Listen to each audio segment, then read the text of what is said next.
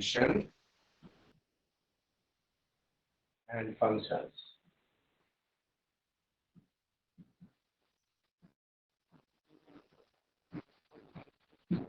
Yes, sets, relations and functions. Sets, relations and functions. तो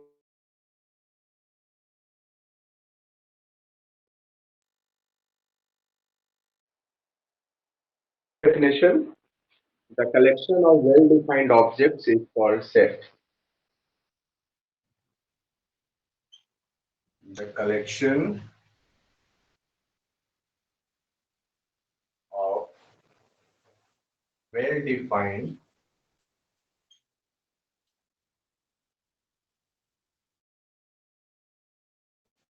well-defined objects is called set.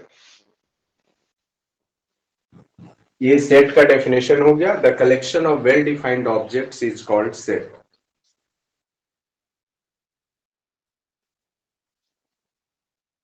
Example में हम लोग ले सकते हैं जैसे a equal to suppose 1 2 3 4 5 up to suppose 9 ले लिए तो this is natural number up to 9.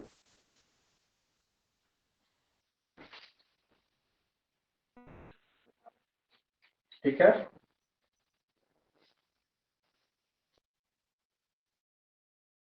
Yes, sir.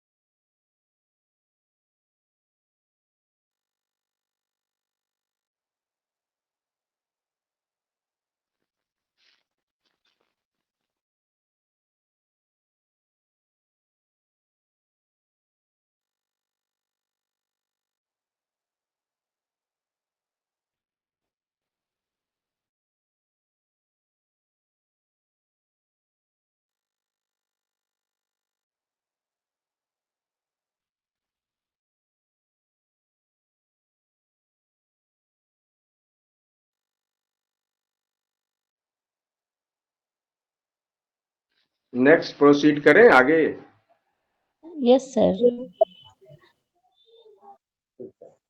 तो इसके बाद आता है इसके टाइप्स. हाँ, एक चीज और इसमें है कि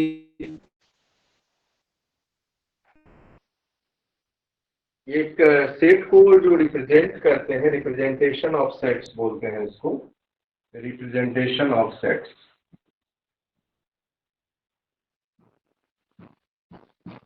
representation of sets. Sets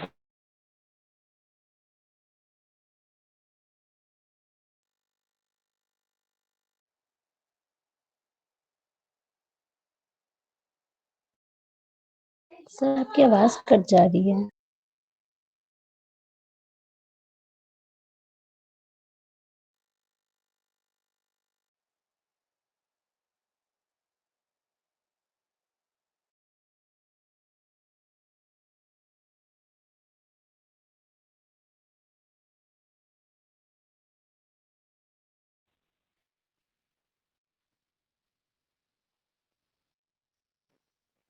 set builder form. इसमें हम लोग क्या करते हैं, सेट के प्रॉपर्टीज को लिखते हैं. मतलब पूरे में हम लोग यहाँ पर सेट के प्रॉपर्टीज को मेंशन करेंगे तो इसको सेट बिल्डर फॉर्म बोलते हैं. एग्जाम्पल जैसे इसी सेट को अगर लिखना है तो कैसे लिख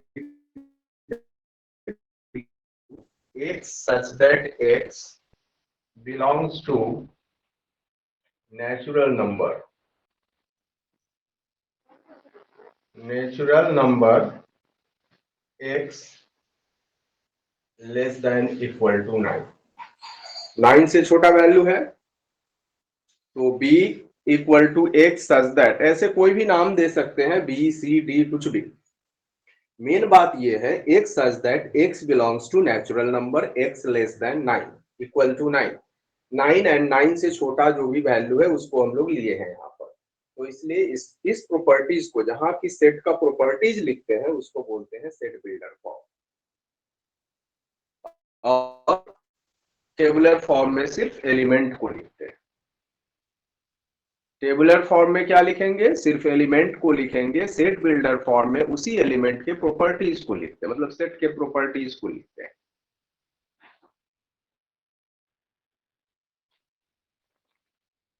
tabular form, set builder form. Tabular form is also known as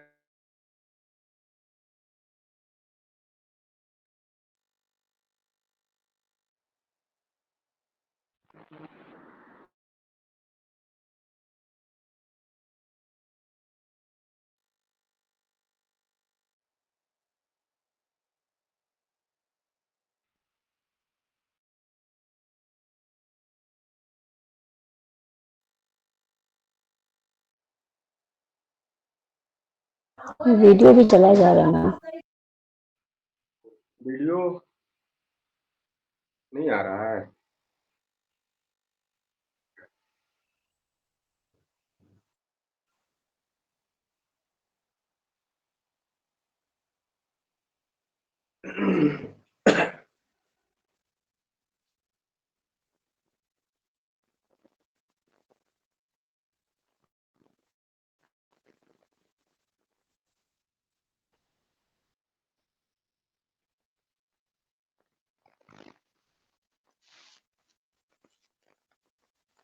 ठीक है, नेक्स्ट हम लोग लिखते हैं अब types of set.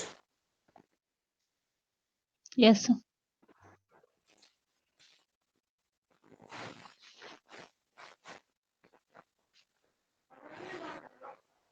Next is types of set. इसमें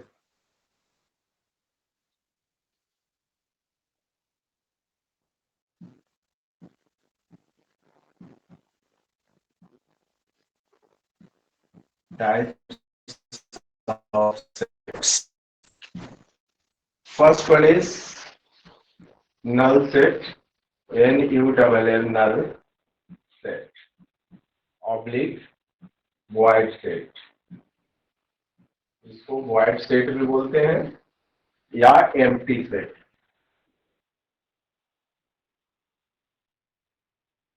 empty set, null set, void set, empty set एक ही चीज है। नल मतलब file.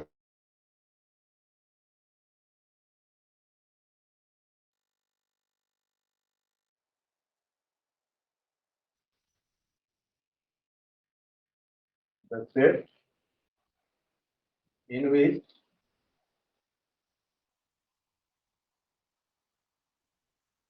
there is no element,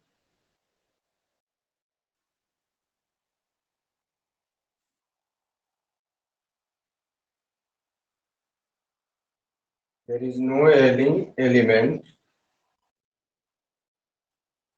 is called null set। Sir right का थोड़ा सा पार्ट कट जा रहा है।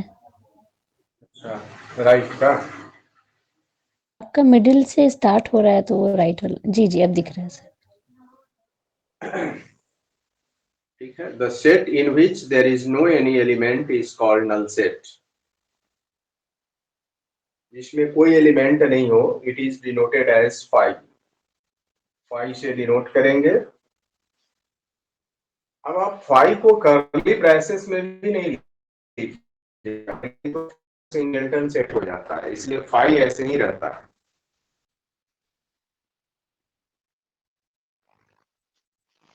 एग्जाम्पल में क्या लिख सकते हैं, the even number not divisible by two. एक भी ऐसा एलिमेंट नहीं मिलेगा जो टू से डिविजिबल नहीं हो और इवन हो।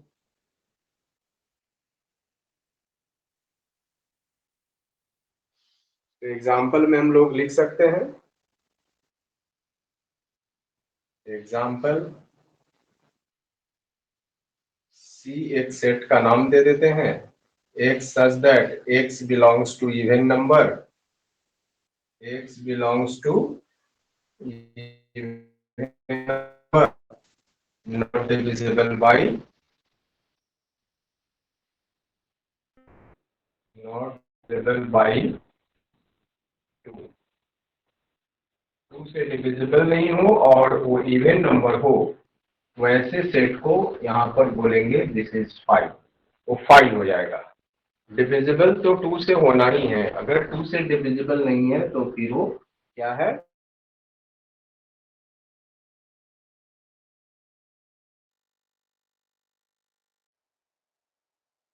नहीं हो। तो एग्जाम्पल में c equal to x such that x belongs to even number not divisible by 2, ये नल सेट हो गया या वॉइड सेट, एम्प्टी सेट इसी को।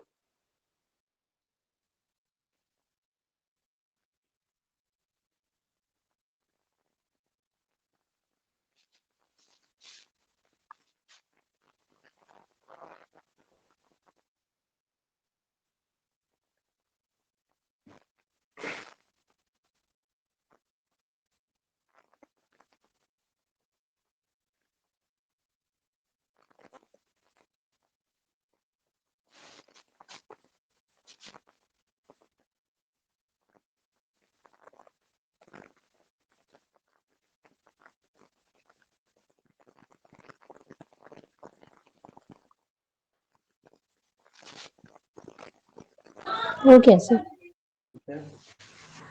इसके बाद नेक्स्ट हम लोग लिखेंगे सिंगलटन।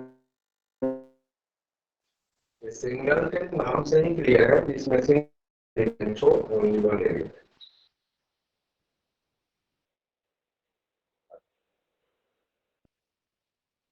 एक मिनट।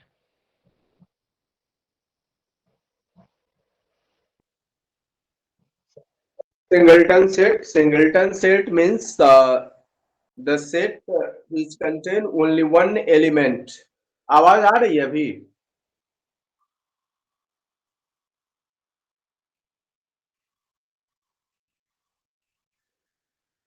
अच्छा,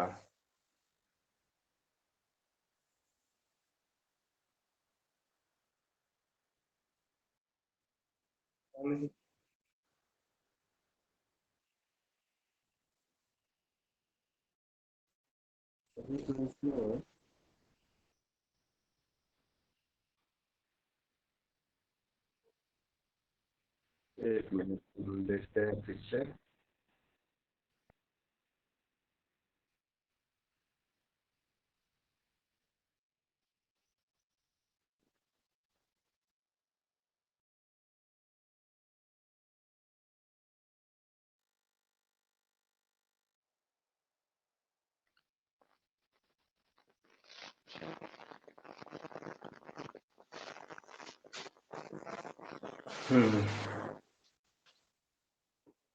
ठीक है, लिखिए the set in which there is only one element, यहाँ पर हम लोग चेंज कर देंगे तो सिंगलटन सेट हो जाएगा ये। There is only one element, there is only one element, the set in which there is only one element is called singleton set।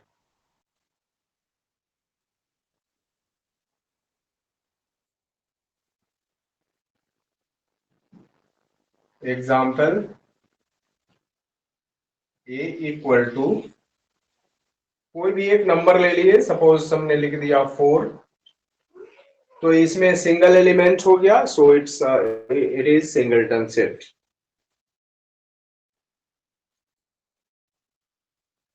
Even prime number लिख सकते हैं, सपोज दूसरा एग्जाम्पल में ले सकते हैं हम लोग b equal to even prime number, suppose 2 लिख दिया, इवन प्राइम नंबर।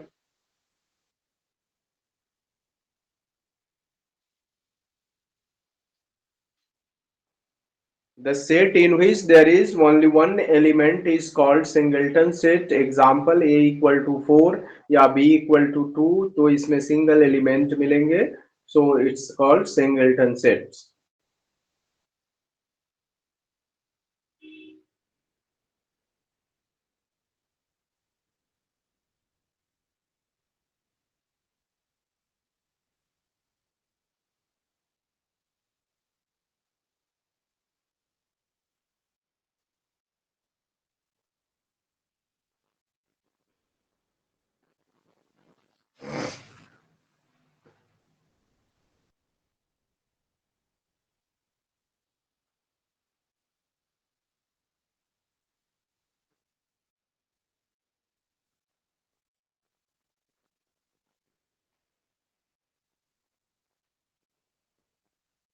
हो गया सर। ठीक है, इसके बाद आते हैं pair set.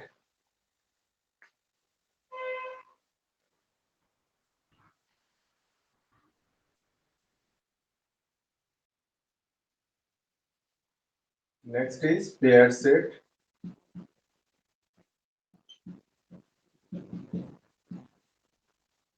It contain the set which contain two elements. The set which contain two elements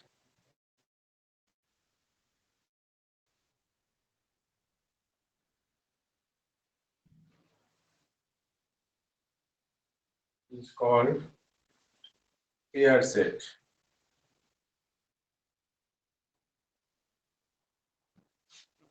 अब इसमें लिखेंगे, सपोज यहाँ पर ये होगा कि सपोज हम d इक्वल टू एक सेट दे रहे हैं और इसमें 2 और 4 दो एलिमेंट लिख दिए, तो ये हो गया पेयर सेट।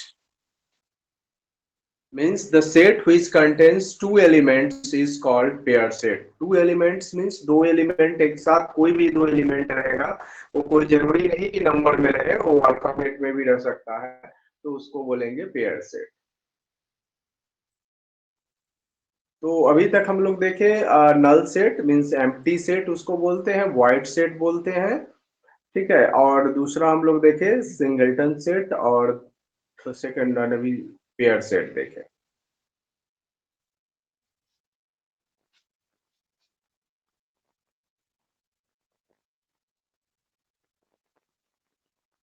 पेयर सेट के बाद हम लोग फिर देखेंगे ये इक्वल सेट, अनइक्वल सेट, ये सब चीज।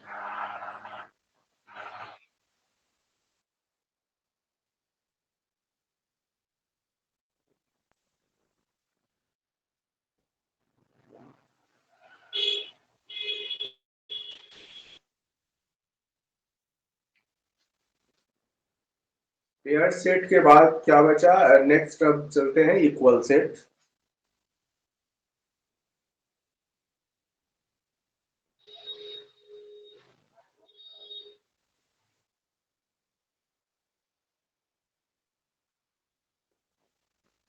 हो गया सर।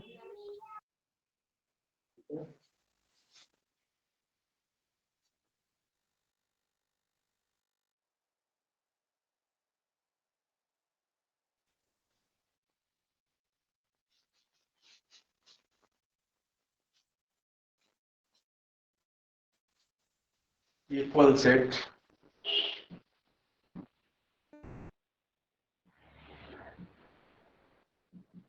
इक्वल सेट में समझना ये है कि सपोज ए और बी टू सेट्स है, तो इक्वल कैसे हो सकता है। जैसे मान लीजिए यहाँ पर एलिमेंट अगर दे रहे हैं, suppose L O Y A L, हम अल्फाबेट के टर्म में लिख दिए यहाँ, और दूसरा सेट बी दे रहे हैं, इसमें हम लोग लिख रहे हैं A L L O Y.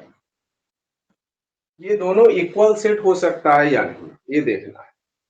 तो एल यहाँ भी दो है, यहाँ भी दो है, ओ यहाँ सिंगल, यहाँ भी एक सिंगल, ये यहाँ सिंगल, यहाँ भी एक सिंगल, और वाई यहाँ है तो यहाँ भी है।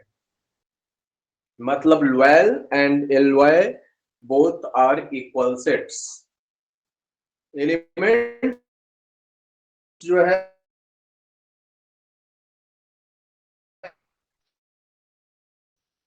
1 2 3 4 5 1 2 3 4 5 so number of A equal to number of B so A equal to B set A is equal to set B number of elements भी सेम है और एलिमेंट्स भी सेम है मतलब सारे एलिमेंट सेम होना चाहिए साथ में उसके नंबर भी सेम होना चाहिए तो इक्वल सेट हो जाएगा ए इक्वल टू है LOYAL and B is equal to ALLOY so A is equal to B बोल दे रहे हैं क्लियरली कि जहां कहीं अगर विजिबिलिटी प्रॉब्लम भी है तो सुन करके लिख सकते हैं इक्वल सेट में क्या होता है कि सारे एलिमेंट सेम होते हैं नंबर ऑफ एलिमेंट्स भी सेम होते हैं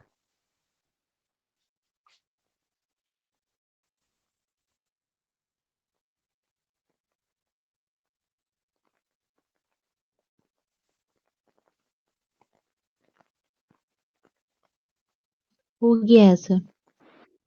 ठीक है तो इक्वल सेट देख लिए अब इसके बाद आते हैं इक्विवेलेंट सेट अब ये कंटिन्यूअस पूरे सीक्वेंस में सब चलेगा सेट रिलेशन फंक्शन का इसमें सब एक दूसरे से रिलेटेड है तो नेक्स्ट हम लोग लिखते हैं इसके टाइप्स में इक्विवेलेंट इक्विवेलेंट सेट इसमें क्या होता है कि number of A is equal to number of B means A में जितने एलिमेंट है उतना ही एलिमेंट बी में भी होना चाहिए एलिमेंट चाहे कुछ भी हो ऐसा कोई इक्वल जैसा नहीं होना चाहिए कि सब कुछ इक्वल ही रहेगा एलिमेंट कुछ भी हो सकता है जैसे यहाँ पर 1 2 3 4 5 एलिमेंट्स दिख रहा है ए में तो 5 एलिमेंट्स में बी में हम कुछ भी ले सकते हैं कोई भी अल्फाबेट हो सकता है नंबर हो सकता है जो भी तो बी में हम अगर लिख दें इसको बी के प्लेस में मान लो कि हम लिख देते हैं A B C D and E suppose ये लिख दिए तो 1 2 3 4 5 1 2 3 4 5 so number of A equal to number of B दोनों में सेम एलिमेंट्स हो गया तो this is called equivalent set equivalent set में क्या होना है कि जितना ए में एलिमेंट है उतना ही एलिमेंट बी में रहना चाहिए संख्या में ये होना चाहिए बस बाकी अदरवाइज कोई ये नहीं है कि मतलब सेम टू सेम नहीं होना चाहिए सेम टू सेम हो जाएगा तो फिर इक्वल सेट हो जाएगा तो नंबर ऑफ एलिमेंट में बी डिफरेंट सॉरी ये एलिमेंट में be different but number of element will be same number of element will be same तो ये दिस इज इक्विवेलेंट सेट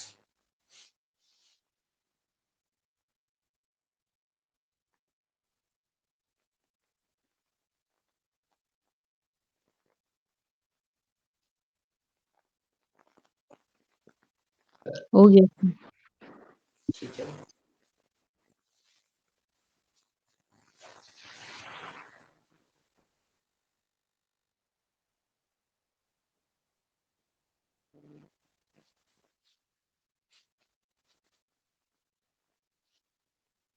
इसके बाद आता है डिसजॉइंट सेट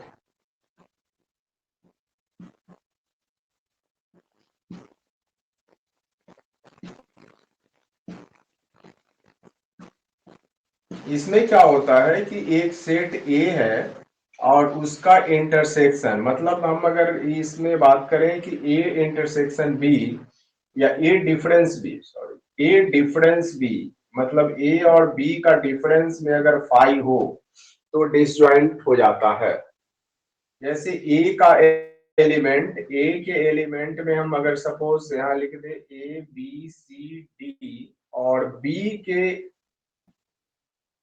और ए और बी के बीच का जो डिफरेंस है ना ए और बी का जो डिफरेंस है माने ए का वह वैल्यू जो बी से डिफर करेगा ऐसा एक भी नहीं हो तो मान लो हम ऐसे लिख दें ए बी सी डी ई ले लेते हैं और एक वैल्यू यहाँ एफ ले लें तो ये जो ए डिफरेंस बी है मतलब ए का वह वैल्यू जो बी से डिफर करेगा ऐसा एक भी नहीं होगा ए का सारा वैल्यू बी से मैच कर रहा है ए डिफरेंस बी अगर 5 हो गया तो this is called disjoint set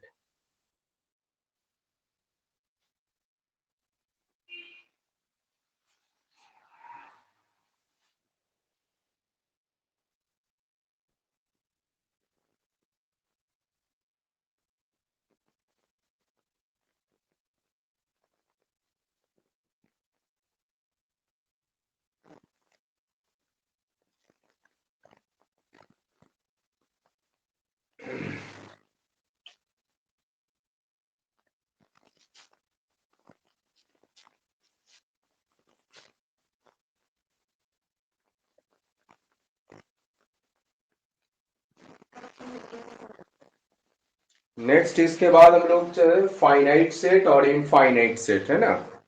ये लिख लिए इसको। Yes, sir. Yes, sir. इसके बाद आते हैं finite set.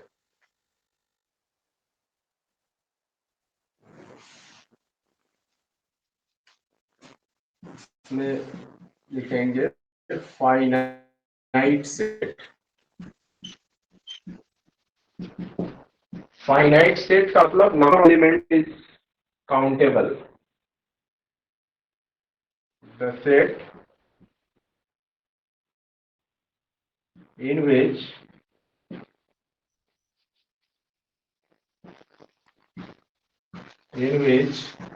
the number of elements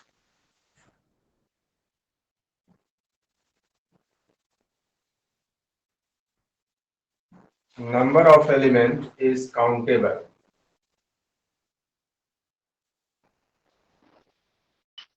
Countable is called finite set. Is called finite set. Means number of element क्या होना चाहिए? काउंटेबल होना चाहिए, मतलब उसको हम काउंट कर सकते हैं। जैसे a इक्वल टू अगर हम यहाँ पर फिक्स कर देते हैं 2, 4, 6, 8, 10, 12 जो भी है डैश डैश, और यहाँ पर मान लो कि हम 50 तक ले जा करके स्टॉप कर देते हैं, तो ये फाइनाइट होगा। लेकिन यही चीज इनफाइनाइट कब हो जाएगा? जब नंबर ऑफ एलिमेंट अनकाउंटेबल हो जाएगा, फिक्स्ड नहीं होगा, इनफाइनाइट सेट हो जाएगा। और उसका एग्जांपल में लिखेंगे 2, 4, 6, 8, 10, 12 डैश डैश डैश, मतलब ऑल नेचुरल नंबर। तो ऑल नेचुरल नंबर का कोई अंत नहीं है, इनफाइनाइट है, तो उस केस में वो इनफाइनाइट हो जाएगा। अभी हम लोग जो लिए वो फाइनाइट सेट।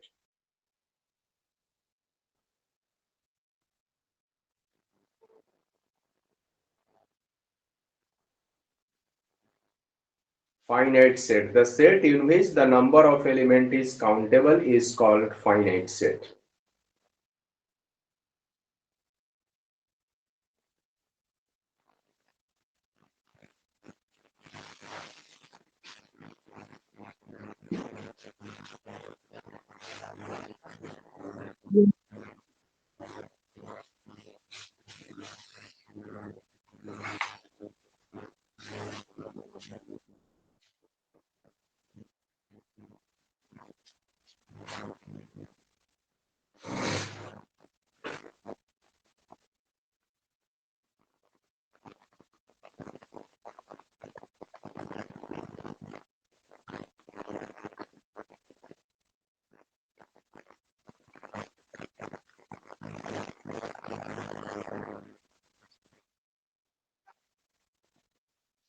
तो फाइनाइट सेट लिखे।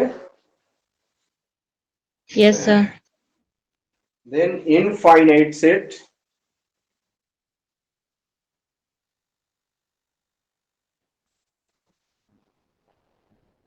फाइनाइट के बाद लिखते हैं infinite set.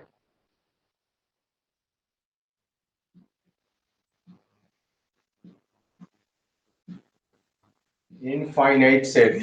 The set in which the number of element is uncountable. Countable की जगह हो जाएगा यहाँ पर अनकाउंटेबल।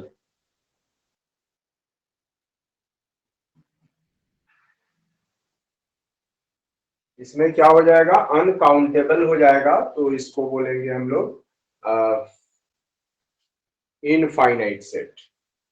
यहाँ पर फाइनाइट के जगह क्या हो जाएगा? इनफाइनाइट।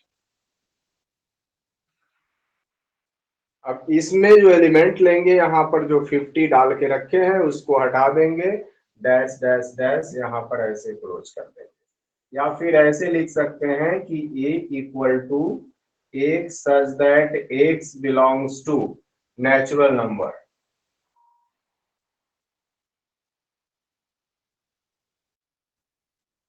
नेचुरल नंबर, वो नेचुरल नंबर इनफाइनाइट होता है। नेचुरल नंबर का कोई एंड है क्या? नहीं है, जितना तक जा सकते हैं। ये हो जाएगा इनफाइनाइट सेट।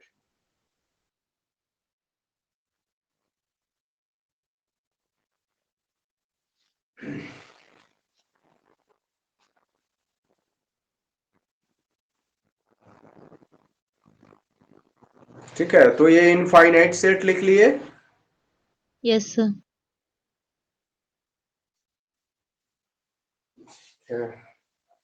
अब नेक्स्ट है यूनिवर्सल सेट। यूनिवर्सल सेट देखते हैं।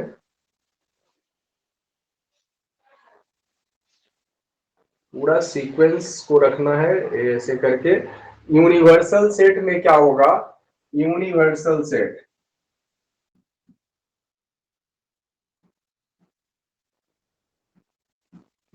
यूनिवर्सल सेट जो होता है वो सारे सेट का सुपर सेट होता है। इसको डिपेंड यू से करते हैं, तो यू इक्वल टू अगर हम लिखते हैं सपोज यहाँ 2 4 6 dash dash dash up to suppose हम 40 तक लिए, ये यूनिवर्सल सेट लिख दिए। ए की वैल्यू हम यहाँ से कुछ लिख रहे हैं, सपोज यहाँ से ले रहे हैं 2 4 6 8 10, यहीं तक जा रहे हैं। तो ए के लिए और दूसरा सेट एक और बी ले रहे हैं, और उसके अंदर में हम लोग लिख रहे हैं सपोज कोई एलिमेंट ले लिए 2 4 6 8 10 12 14 16 यहाँ तक है सपोज। तो ए और बी दोनों के लिए यू क्या हो गया? U is the universal set for both A and B. U में है, यू मतलब यूनिवर्सल सेट, उसमें है 2 4 6 से लेकर 40 तक का एलिमेंट, सभी इवन नंबर है। और ए एक सेट है जो कि क्या है 2 4 6 8 10 है, और बी एक सेट है 2 4 6 8 10 12 अप टू 16। तो ये मैक्सिमम लिमिट जो बी का गया वो 16 तक गया, जबकि और ए का 10 तक, जबकि यूनिवर्सल सेट कहाँ तक है 40 तक। तो is the universal set for A and B, and universal set is the superset of all sets.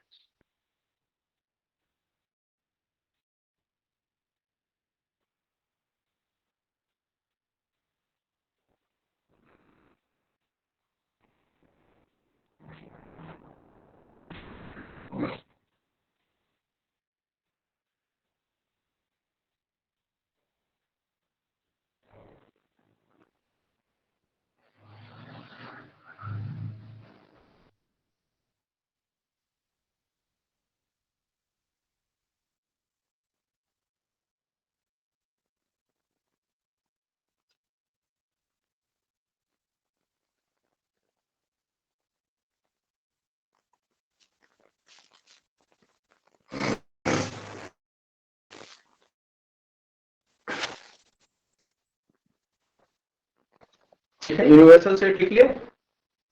Yes, sir. Yes.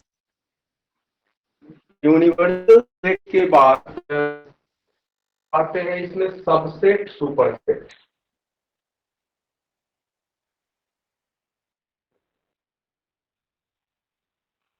Subset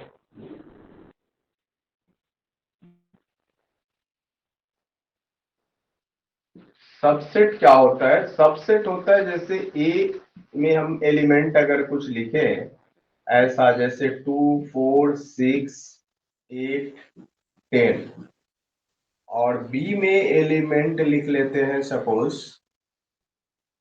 1 2 3 4 5 6 7 8 9 10, ऐसा। तो हम बोल सकते हैं कि A is the subset of B. A is the subset of B. A B का subset है। Subset का मतलब इसलिए कि ए का सारा एलिमेंट बी में है। ए का सारा एलिमेंट बी में है, तो A is the subset of B. And B is the, B जो है उल्टा करके ऐसे लिखेंगे, B is the super set of A. इसको क्या पढ़ते हैं? B is the super set of A.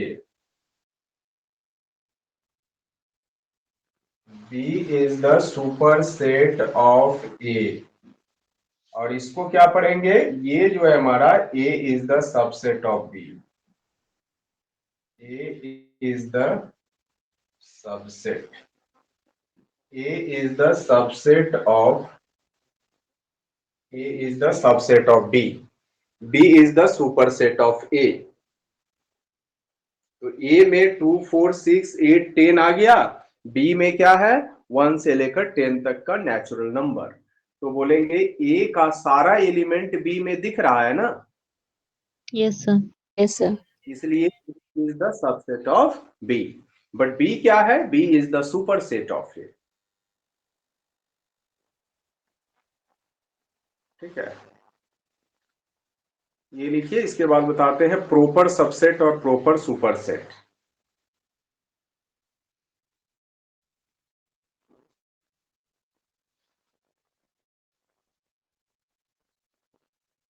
Subset के बाद प्रॉपर सबसेट।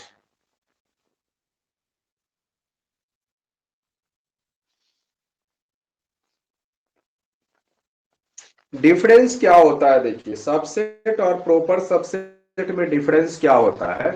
सबसेट में जैसे सुपरसेट वाले एलिमेंट में क्या होता है?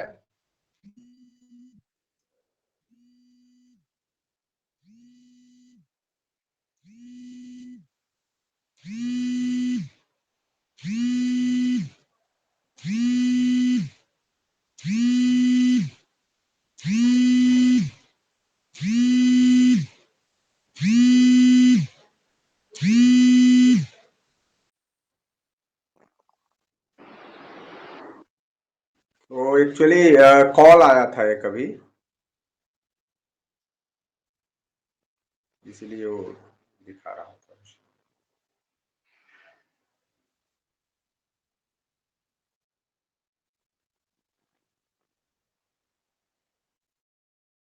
ठीक है, दिख रहा है ना अब? Yes, sir. तो इसमें क्या करेंगे? आप सबसेट समझ गए? Yes, sir.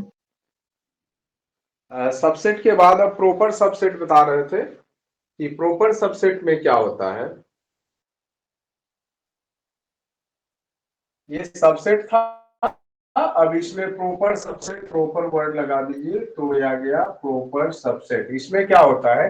ये में 2, 4, 6, 8, 10 है, और यहाँ पर बी वाले एलिमेंट में जब वैल्यू आएगा तो इसमें लिख देंगे हम लोग 2, 4, 6, 8, 10, 12। मतलब जहां सुपर सेट में एक ही एक्स्ट्रा एलिमेंट है, एक ही, एक से ज्यादा नहीं होना चाहिए। यानी सबसेट में क्या होना चाहिए? एक एलिमेंट कम होता है, मात्र एक, तो उसको प्रॉपर सबसेट बोलते हैं। A is the proper subset of B. इसको क्या लिखेंगे? A is the proper subset of B. A is the proper subset of B. ये क्या है? बी का प्रॉपर सबसेट है।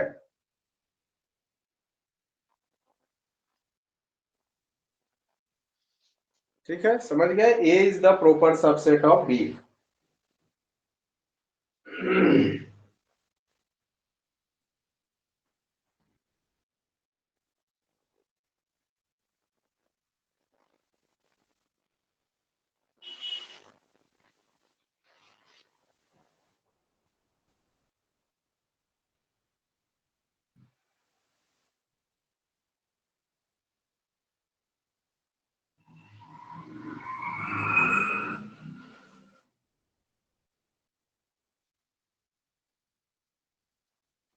ठीक है, प्रॉपर सबसेट समझ गए?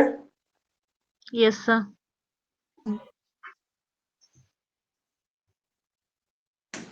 तो इसी तरह बी क्या होगा? यूनिवर्सल प्रॉपर सबसेट होगा। इसके बाद अब इसमें आता है ऑपरेशंस ऑन सेट्स।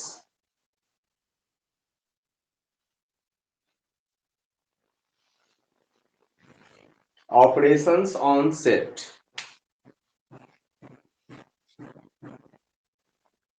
आपको मेन जो क्वेश्चंस रहेगा ये सभी चीज पे रहता है, ऑपरेशंस पे भी क्वेश्चन रहेगा। ये है ऑपरेशंस ऑन सेट। अब सेट्स में ऑपरेशन किस तरह का होता है? तो एक तो यूनियन होता है, यूनियन वाला ऑपरेशन होता है, फिर इंटरसेक्शन होता है, यूनियन इंटरसेक्शन के अलावा जैसे कॉम्प्लीमेंट सेट भी इसको बोलते हैं, एक कॉम्प्लीमेंट सेट भी होता है। ये इक्वल टू, जैसे सपोज ए इक्वल टू अगर हम लिख दिए थे, यहाँ पर क्या लिखे थे, 2 4 6 8 एंड 10, ठीक है। और अगर हमें ए कॉम्प्लीमेंट लिखना है तो पहले यहाँ तो यूनिवर्सल सेट इसके लिए चाहिए होता है। तो यूनिवर्सल सेट मान लो 1 से लेकर के 10 तक का वैल्यू डाल दीजिए, तो क्या होगा, ए कॉम्प्लीमेंट जो होता है वो यू माइनस ए होता है। मतलब यूनिवर्सल सेट में से ए को हटा के जो बचेगा ना उसको ए कॉम्प्लीमेंट सेट बोलेंगे। तो यूनिवर्सल सेट हमारे पास क्या है, 1 से 10 तक सारे नंबर है। तो ए डैश क्या होगा, यूनिवर्सल सेट में से ए को हटा दे, मतलब 1 से 10 तक में जितने इवन नंबर है उसको हटा दे, तो बचेगा क्या, ऑड। क्या बच जाएगा, 1 बचेगा, 1 3 5 7 9, यही ना। Yes sir. क्या बचेगा, 1 3 5 7 9। तो ये हो गया ए डैश। ए डैश मतलब ए कॉम्प्लीमेंट सेट।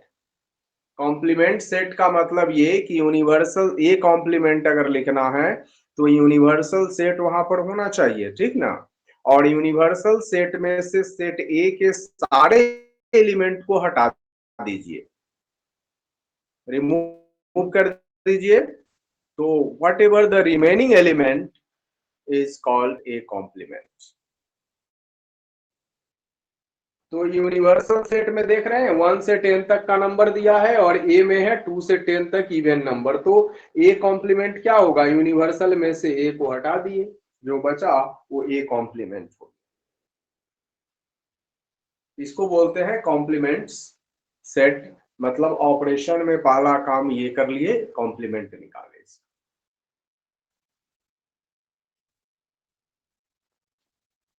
ठीक है, यस सर। समझ में आया। जी अब सर। इसमें बताते हैं सिमेट्रिक डिफरेंस निकालना। सिमेट्रिक डिफरेंस,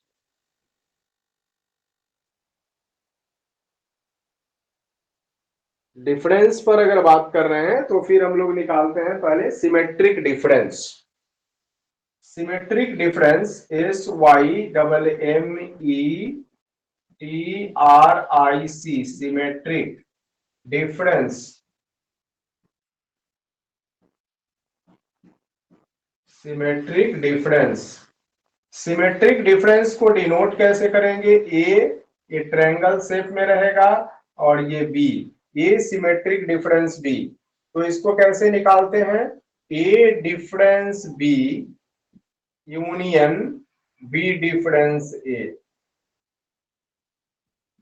तो ए डिफरेंस बी और बी डिफरेंस ए को जब यूनियन करते हैं, मतलब एक साथ कंबाइंड करते हैं, तो ये जो निकलता है this is called symmetric, A symmetric B. A के साथ बी का सिमेट्रिक। थोड़ा सा इधर कर दिए तो दिखना चाहिए यहाँ पर लाइट पर।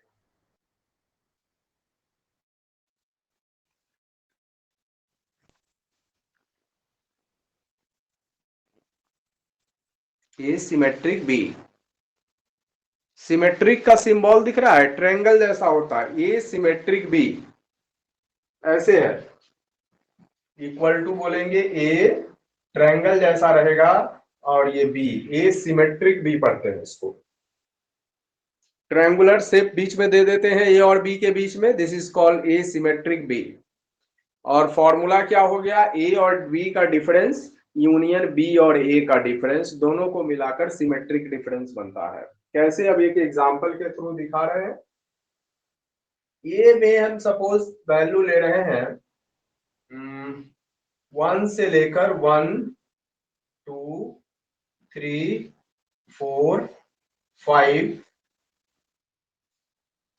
6 7 8 एंड 9। 1 से लेकर 9 तक नेचुरल नंबर ले लिए, वैल्यू लेने जा रहे हैं क्या चीज, इसमें ले रहे हैं 2 4 6 से लेकर सपोज हम 12 तक जा रहे हैं।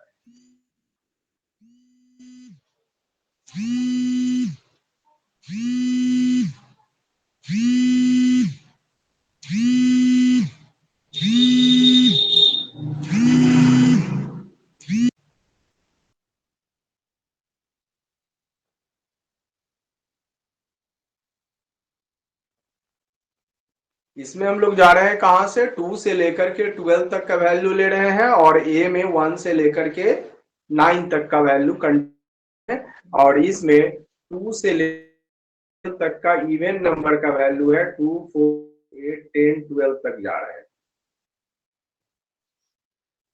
ठीक है, यस सर। तो अब ए सिमेट्रिक बी कैसे निकालेंगे, पहले ए और बी का डिफरेंस निकालते हैं। कितना होगा, ए और बी का डिफरेंस क्या हो जाएगा, ए का वह वैल्यू जो बी से डिफर कर रहा है, क्या क्या हो सकता है। तो पहले तो ए डिफरेंस बी देख लीजिए, ए डिफरेंस बी, इसमें ए का वह वैल्यू जो बी से डिफर करेगा वो वैल्यू आ रहा है हमारा 1, नेक्स्ट है 3, इसके बाद 5, 7, 9, 1, 3, 5, 7, 9, ए डिफरेंस बी। अब निकालिए इसमें बी डिफरेंस ए, बी का वह वैल्यू जो ए से डिफर करेगा वह कौन सा वैल्यू है, वह वैल्यू हो जाएगा आपका 2 तो नहीं है, 4 भी नहीं है, 6 भी नहीं है, 8 नहीं है, 10 एंड 12, 10 एंड 12। बी का वह वैल्यू जो ए से डिफर करेगा, मैच नहीं करेगा, वो क्या है, 10 एंड 12। अब दोनों को यूनियन कर दीजिए, ए डिफरेंस बी, यूनियन का साइन, फिर यहां से बी डिफरेंस ए। अब सबको एक साथ कंबाइंड करके लिख दें तो क्या आता है, 1, 3, 5, 7, 9, 10, 12। ये जो आया, this is called asymmetric B. मतलब इसको लिख देंगे asymmetric B equal to, A का समझ में आया, सिमेट्रिक डिफरेंस समझ में आया, ए का यस वह सर। वैल्यू से डिफर करेगा और बी का वह वैल्यू जो ए से डिफर करेगा, दोनों को कंबाइंड कर दिए तो ये बन गया एसिमेट्रिक बी।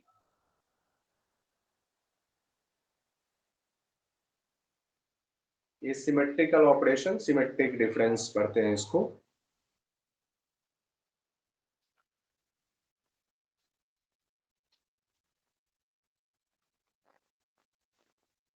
तो एक तरह से डिफरेंस निकालना समझ गए, कॉम्प्लीमेंट निकालना समझे, ये डिफरेंस, ये सिमेट्रिक बी सिमेट्रिक डिफरेंस समझ गए। अब इसके बाद आता है यूनियन एंड इंटरसेक्शन का बात, और इसके बाद उस पर बेस्ट फॉर्मूला।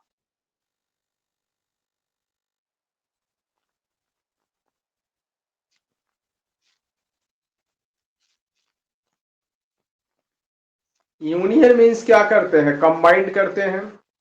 जैसे अभी हम ए डिफरेंस बी निकाले, यहाँ बी डिफरेंस ए निकाले, दोनों को यूनियन कर दिए, कंबाइंड कर दिए।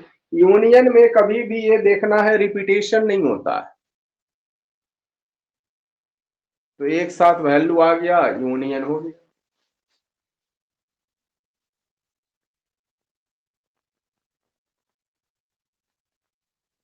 इसके बाद लिखेंगे हम लोग intersection of sets.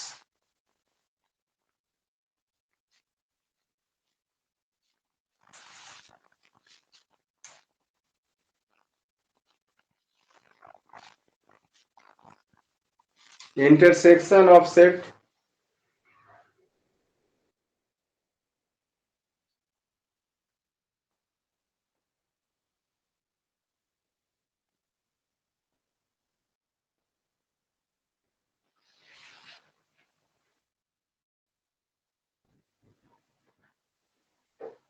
Yes sir.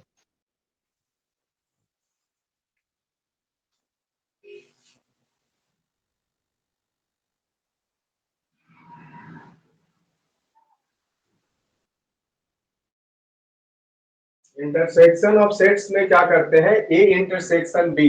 Intersection means जो कॉमन आएगा, जैसे ए में अगर हम एलिमेंट कुछ लिख रहे हैं यहाँ पर A equal to A B C and D, और बी में कोई एलिमेंट अपन सपोज यहाँ पर लिख रहे हैं, ए लिख रहे हैं, बी लिख रहे हैं, ई लिखिए, और यहाँ पर जी लिख दिए, एच लिख दिए कुछ। तो ए इंटरसेक्शन बी का मतलब क्या होगा कि ए और बी दोनों में जो कॉमन हो, तो क्या क्या कॉमन दिख रहा है यहाँ पर? कॉमन दिख रहा है ए कॉमा बी, और तो कुछ कॉमन नहीं है, तो ये ए इंटरसेक्शन बी हो गया। जो कॉमन दिखेगा यहाँ ए इंटरसेक्शन बी।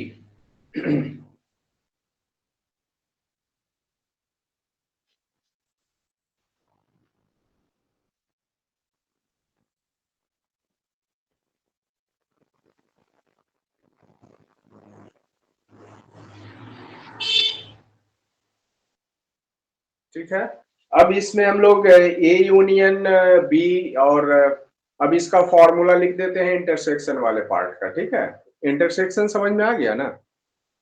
Yes sir. ठीक है, अब हम लोग इसमें फॉर्मूला लिखते हैं number of A union B के लिए। फॉर्मूला क्या होता है? यहां से number of A union B, this is equal to number of A, मतलब जितने एलिमेंट्स रहेंगे, प्लस नंबर ऑफ बी, और minus number of A intersection B.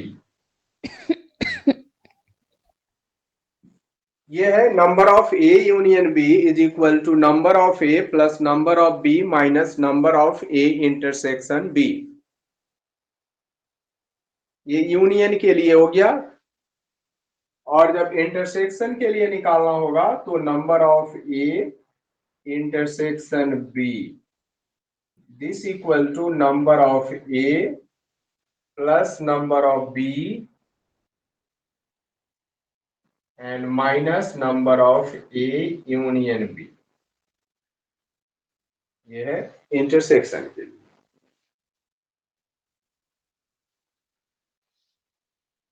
और जब तीनों हो, ए बी सी तीनों का यूनियन निकालना हो, तब क्या करेंगे? तब तीनों के लिए थोड़ा सा बड़ा फॉर्मूला आता है इसमें। तब आप लिखेंगे number of A union B union C, this is equal to number of A plus number of B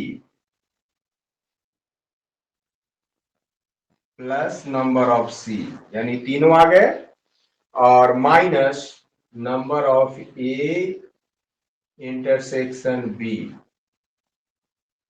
minus number of B intersection C minus number of A intersection C plus number of A intersection B intersection सी।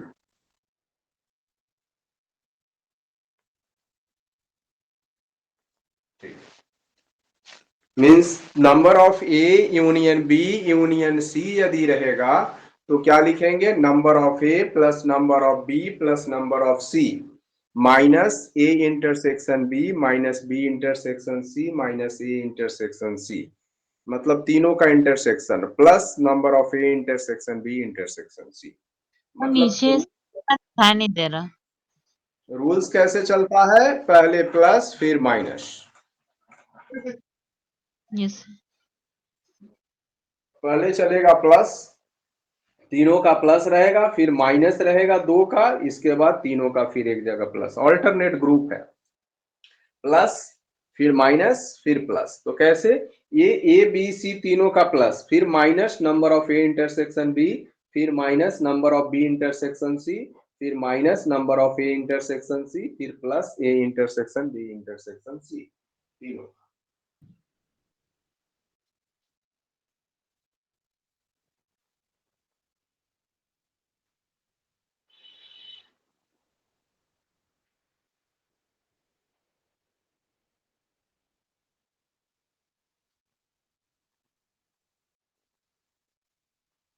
हो गया sir.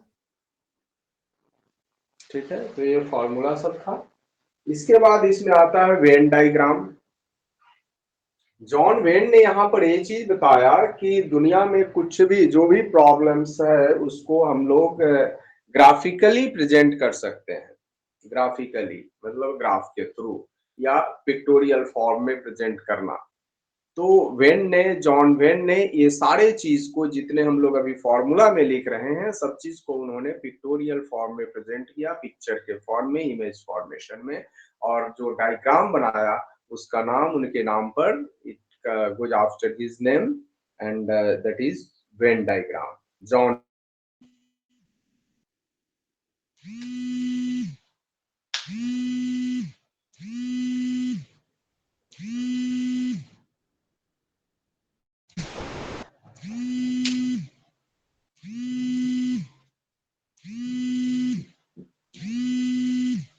Venn diagram.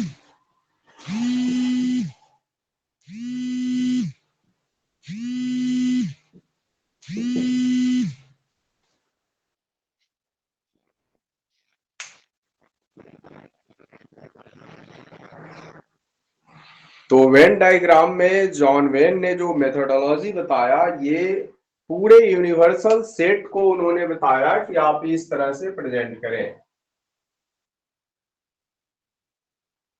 ये you से denote किया।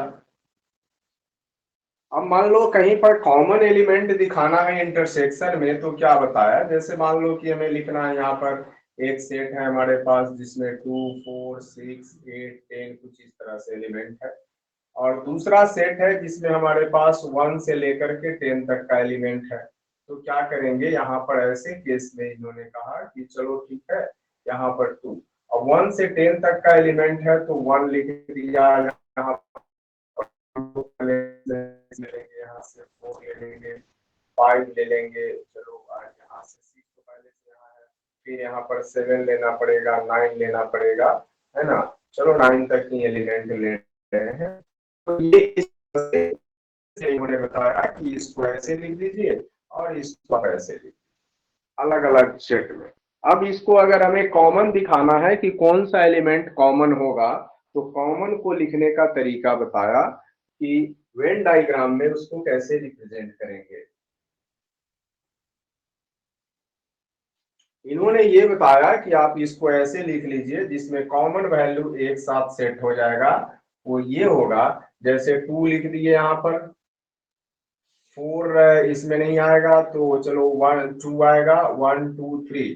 तो पहले सारे elements को लिखना शुरू करते हैं, जैसे 1 लिख दिए, 2 लिख दिए, है ना। फिर यहाँ से आ गया सपोज 3, 4। तो 2 से लेकर के 10 तक का जो भी वैल्यू आएगा, जो जो कॉमन आ सकता है 1 से 10 तक में क्या क्या कॉमन आ सकता है, दोनों में जो कॉमन आएगा वो 2, 4, 6, 8 आएगा। क्या आएगा? 2, 4, 6, 8।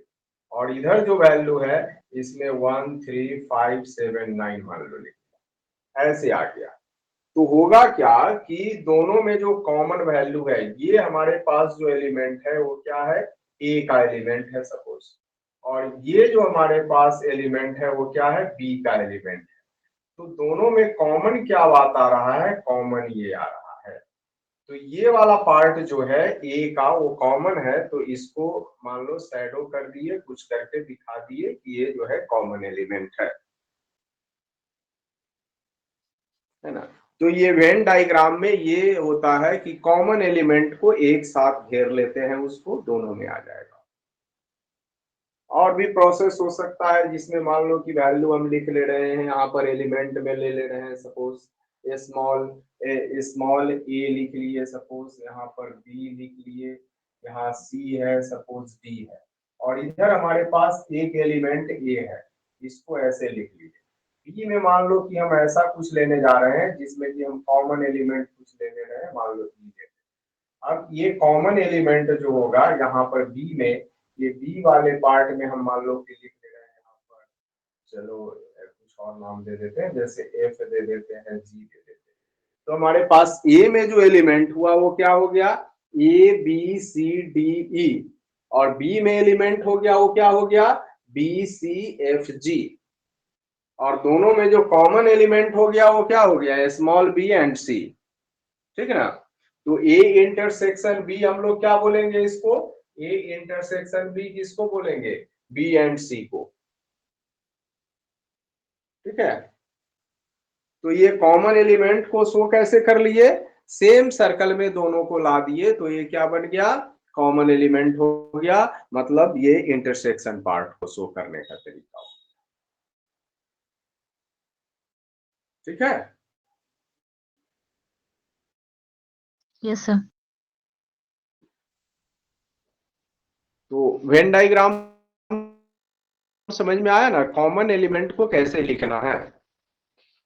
तो आज हम लोग जो चीज देखे एक बार समराइज सबका कर देते हैं। पहले क्या देखे हम लोग, सेट्स टॉपिक हम लोग पढ़े, तो सेट्स में हम लोग पहले क्या पढ़े, सेट्स में डेफिनेशन ऑफ सेट्स, इसके बाद रिप्रेजेंटेशन ऑफ सेट्स, मतलब कितने तरह से रिप्रेजेंट करते हैं सेट को, तो दो तरह से रिप्रेजेंट करेंगे, क्या क्या चीज से, set builder tabular form and set builder form, tabular and set builder form.